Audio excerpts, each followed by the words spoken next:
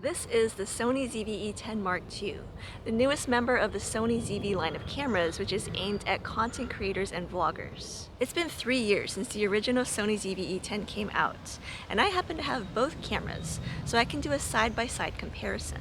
So in this video, I'm going to start by talking about what a ZV camera is in case you're unfamiliar with them.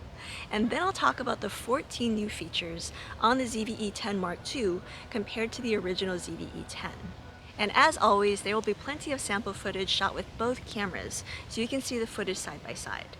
In fact, this entire A-roll video is going to be shot on the ZV-E10 Mark II. First off, a disclosure. So Sony is loaning me the ZV-E10 Mark II to test out. They are not letting me keep it. They are also not paying me, they're not telling me what to say, and they're not reviewing this video before it goes live. With that said, this is not a comprehensive review of this camera because I have not had the most time to test it. Instead, this is more of a first look, so that you know of the new features and how it compares to the original ZV-E10, which is also being loaned to me by a friend. So thank you to my friend out there for loaning me the camera. If you want to see more of a review style video of this camera, then I have a comparison video coming out. I'll leave a link in the description below when it is live, but it will be comparing the ZV-E10 Mark II to the iPhone 15 Pro, the GoPro Hero 12 Black, and the DJI Pocket 3. So stay tuned for that video. Now, in case you're unfamiliar with Sony ZV cameras, there are currently 5 in the lineup, and this whole line of cameras was created by Sony to be aimed at content creators and vloggers who typically film themselves by themselves, which is what I'm doing right now. So the ZV camera line has specific features to help with that, such as the product showcase feature to focus on products rather than a face, a bokeh button for an instant blurred out background, face and eye autofocus, a built-in 3-capsule microphone with a windscreen included, a 3.5mm microphone jack, a flip-out LCD screen, and a tally light, plus a red box around the LCD to verify that the camera is recording. Now, these aren't new features to this camera, and besides the first two, they're not exclusive to ZV cameras either, but they're just an example of how the ZV cameras are aimed at content creators and vloggers. Now, the original ZV-E10 came out in 2021, so it's been high time for an update. Now, very briefly, compared to the ZV-1 cameras, the ZV-E10 is a step above because it's an APS-C crop sensor compared to the 1-inch sensor that's found in the ZV-1. The ZV-E10 also has an interchangeable lens compared to the ZV-1's fixed lens. But it's not the cream of the crop, which would be the ZV-E1, which is the full-frame interchangeable lens camera in this camera line. Ugh, you guys, is it noisy? Because I really think it is. It's much noisier than I expected. So up until now, I've been filming with the built-in capsule microphone on the ZV-E10 Mark II, but I am going to change it out for this shotgun microphone. I'll talk more about this microphone and how it differs or compares to that capsule microphone later on in the audio section of this video. But for now, let's improve the audio. Alright, I have a feeling this is going to sound a lot better. But back to the ZV-E10 Mark II. So the ZV-E10 and the Mark II and the ZV-E1, because they're interchangeable lens cameras, that does mean that you have to purchase a lens to go along with those cameras. So it can drive the cost up just a little bit, but the nice thing is that you can then take advantage of any Sony E-mount lenses, including their native lenses, as well as third-party lenses. So it just gives you a lot more flexibility in terms of your image quality and your zoom and your wide angles. So it just opens up a whole new world of what you can shoot with this camera compared to a fixed lens camera. Alright, now let's talk about what's new in the Sony ZV-E10 Mark II compared to the original, starting with the physical differences. Now, when these cameras are side by side, they look pretty similar. They are actually available both in black and white, so sorry that the colors are different here, but I think you get the idea. Now, the Mark II does appear slightly bigger because the hand grip protrudes more. I'll explain why in feature number 5. It's actually for a good reason. And there have also been some minor changes in the buttons up top.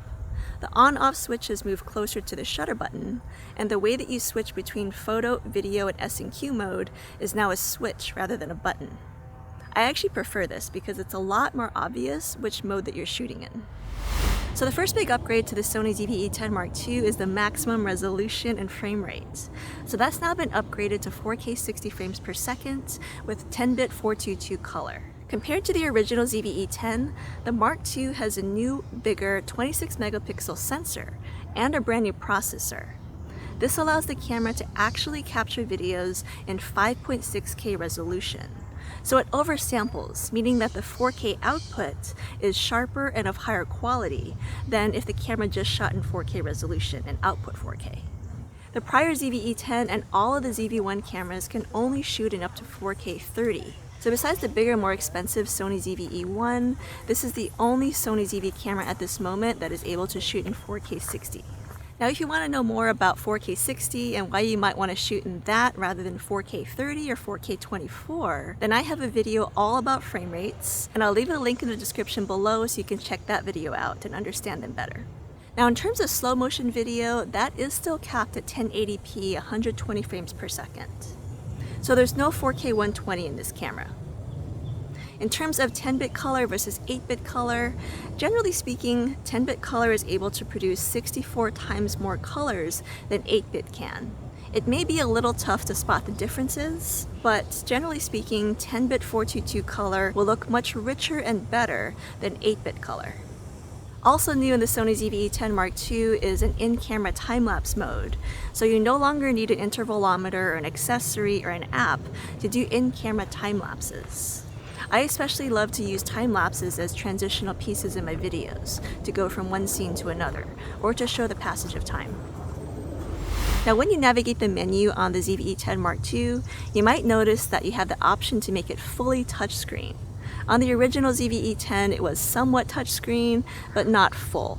Also, the whole menu has been updated. Now in the past, Sony cameras have gotten a lot of flack for their menu systems, and indeed, the older Sony ZV-E10 has that older menu layout. And the ZV-E10 Mark II has the newer Sony menu layout, which I do think is a little bit easier and more intuitive to navigate. With that said, the thing about Sony cameras is that they are packed with so many features. There's a lot you can do with them, but not all these features are relevant to everybody. So, for that reason, I'm making a settings guide to the Sony ZV-E10 Mark II to show you some of the key settings that I use in this camera and how to optimize this camera if you've never used a Sony camera before. So check that video out in the description below if you want a proper settings guide to this video. Speaking of the menu display, another new change on the ZV-E10 Mark II is that it will automatically go from horizontal to vertical display if you flip the camera on its side. You can also turn this feature off if you don't want it to happen, but for those of us who are shooting more and more vertical content these days, I find this to be really helpful. The next new feature is maybe the one that I was most excited for in this camera, but that is the inclusion of the Sony Z battery, rather than that little battery that you found in the original ZV-E10 and the Sony ZV-1s. So the Z battery is something that you'll find on pretty much all of the Sony A7 full-frame cameras. I love that battery so much because the battery life is so much longer, and I already have a bunch of those batteries because I have Sony A7 cameras. So it's nice to be able to use that battery with this camera.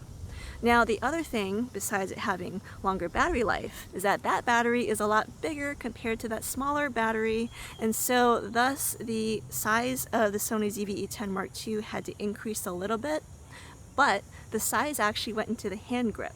So the hand grip is a little bit bigger, which I don't think is a bad thing, because even though I've got small hands, I find that having a more protruding grip actually helps me hold onto this camera better. Another historic complaint about Sony cameras has been their native color science. Now the E10 Mark II does offer a few ways to modify those colors. 3 of these ways happen in camera and 1 happens off camera and is a little bit more complicated. So I'll start with the easy methods and work my way up to the more advanced technique. The first new color option is S-Cinetone, also known as Picture Profile 11. Again, I'll have a best settings video to this camera if you want to know exactly how to configure all of these things in camera. If you're unfamiliar, S-Cinetone is not brand new, but it is a picture profile within Sony cameras, which allows you to create a cinematic look that optimizes for skin tones. And it does it all in camera, so you don't have to record and log and edit in post. When I shoot with my Sony cameras, I am generally shooting in S-Cinetone. On the original ZV-E10, you cannot shoot in S-Cinetone, but you can shoot in S-Log2 or S-Log3, which you can also do on the Mark II if you like to color grade your footage in post-production. Now, in addition to S-Cinetone, you can also enable cinematic vlog setting on this camera, and this does a few things. First, it locks in your frame rate at 24 frames per second, which is commonly seen as a cinematic frame rate. It also automatically adds black letterboxes or bars on the top and the bottom of your shot. Next, it gives you some options, such as choosing a look like classic, clean, or chic. It also lets you select a mood, such as auto, gold, ocean, or forest. And you can also choose the autofocus transition speed. Now, if you don't want those black letterboxes or the locked-in 24 frames per second frame rate, you can also try one of the 10 creative look presets, like FL, IN, SH, or VV2. I know, the names could use some work, but the nice thing is you can fine-tune the settings within these presets. So you can adjust the saturation, the contrast, the sharpness, the clarity, to create a more unique look. But the whole point of creative looks is to get a customized look and feel directly in camera without having to edit that footage in post-production. Now, if you want more control over the colors in your camera, you can also take advantage of this new feature in the camera, which is assignable user LUTs. Now, typically you add LUTs in the editing or the color grading process of your workflow. But when you're shooting in camera, you're actually shooting in log, which is very washed out. It doesn't really give you any color or a sense of what you're capturing. So the nice thing about this feature is that it allows you to import your own LUTs, so you can preview the look in camera as you're shooting, and it really helps with the composition. Now let's talk about audio or sound, which has been greatly improved in the ZV-E10 Mark II compared to the original. So both of these microphones do come with a capsule microphone on top, as well as the cute little furry windscreen, which helps to block out any wind noise that might be hitting the camera. So right now we're filming on both of these cameras using those built-in microphones. You can hear the difference. I'm going to cut between the two so you can hear. But in general, I find that the E10 Mark II has a less tinny sound. It just sounds a lot more natural compared to the sound coming out of that original ZV-E10. I also think the E10 Mark II does a better job of voice isolation if you have a lot of noise around you. So I don't know if you can hear the planes going by, but that's one reason why I did change the microphone out. We'll talk about that microphone change and how to do it on the E10 Mark II in the next section. But yes, there's some planes going by, so you can hear, in my opinion, that the E10 Mark II does a much better job of isolating my voice so that you can hear my voice more so than the noise around me. The new mic on the ZV-E10 Mark II also lets you choose the directivity, or what direction the microphone is going to concentrate the sound pickup pattern. So you can choose between front, rear, all direction, and auto. So if I'm standing in front of the camera like I am right now, I would probably choose front directivity. And I think it does help a lot, because if I were to walk to the side of the camera or even behind the camera, you won't be able to hear me so much. But if I'm in front of the camera, then that front directivity really does help. But if I'm standing behind the camera, then I'd want it to have rear directivity. So if I'm walking to the side of the camera and then in front of the camera, you probably won't be able to hear me so well. But behind the camera, with the rear directivity on, this is when it's optimal. Or if I'm going to have a subject behind the camera as well as maybe to the side of the camera or even in front of the camera, then I may want to have all directions selected. And so that way the microphone is fully sensitive all around it, and that, is optimal if you want to pick up a lot of sound all around you. The second way that the sound has been upgraded on the ZV-E10 Mark II is in the hot shoe, which is located directly next to the built-in microphone on top of the camera. So on that hot shoe, you can attach any accessory like a flash or a light. But the thing about this hot shoe compared to the original ZV-E10 is that it is now a multi-interface shoe. So I can use microphones such as these Sony mics, which also have the multi-interface shoe on them. And we're gonna put that on so you can hear the difference now. So now I've added that little multi-interface shoe microphone on top of the Sony ZV-E10 Mark II. I don't know about you, but I heard a pretty significant difference in the audio quality when I was listening to the playback. So this is a nice way to upgrade the sound quality on your Sony camera. And the nice thing about these mics is that they are also wireless. So you don't have to worry about carrying a 3.5mm cable with you to plug that microphone into the camera. Now, there aren't many microphones that use this multi-interface shoe. Sony does make a bunch of them. DJI also has a little adapter, so you can attach the DJI mic to a wireless microphone to the Sony using that multi-interface shoe. But if you do want to use a microphone that does use that 3.5mm cable, then the ZV-E10 Mark II and the original Sony ZV-E10 both have a 3.5mm microphone jack, so you can do that as well. Alright, we're nearing the end here, but one of the other features that's been upgraded on the ZV-E10 Mark II compared to the original ZV-E10 is the stabilization that is built into the camera. So both cameras have built-in stabilization. It's called Active Steady Shot, but I do find in my testing that somehow the E10 Mark II does have slightly more stable video. If you take a look at this side-by-side video footage, I noticed that there's a lot less jitter. It just seems a lot, more stable. But if that isn't enough stabilization and you want to maximize it even more, then you can put this camera on a gimbal or a physical stabilizer.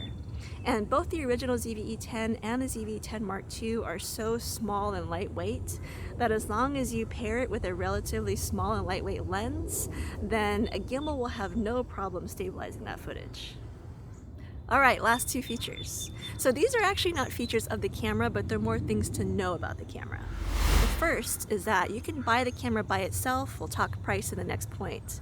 Or you can actually buy this camera bundled with a brand new kit lens. So it's the 16 to 50mm kit lens Mark II. So it's an upgraded version of the original. Now side by side, both kit lenses look pretty similar, but the new version is actually a bit lighter. Internally, it's also been updated so it can keep up with the advanced features rolling out on new cameras, such as the 4K 60 shooting and the faster autofocus. The sharpness and the contrast on the new lens also looks really great. It's obviously not G Master quality good, but for the size and the cost, it's pretty good. And the final thing to know about the ZV-E10 Mark II is the cost. So the body alone can be purchased for $999 US, or for $1,100, you can buy it bundled with the new 16 to 50mm power zoom kit lens. That is a pretty good deal because on its own, that kit lens is going to cost nearly $300 US. So those are 14 things to know about the brand new ZV-E10 Mark II. Comment down below and let me know what you think, if this is a camera that you'd be interested in, or if you have any other questions about it. My main question is, how does it compare to a smartphone, an action camera, and the DJI Pocket 3? That is why I am making a comparison video between all four of those cameras, and I'll leave a link in the description below when it is ready. So stay tuned for that video. Thank you so much for watching, and I will see you in the next one.